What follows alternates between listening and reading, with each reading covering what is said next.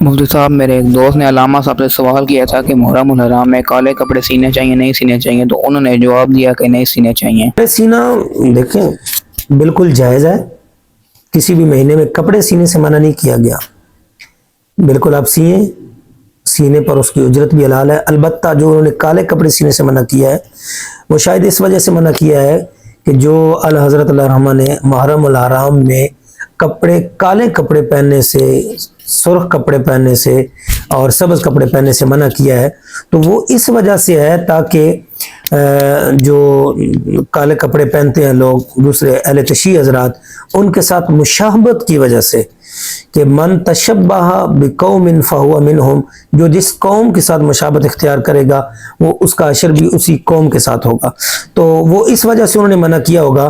کہ کالے کپڑے سینا محرم میں مکروہ ہے، تاکہ ان لوگوں کو سپورٹ نہ ہو، ان کو قوت نہ میسر ہو۔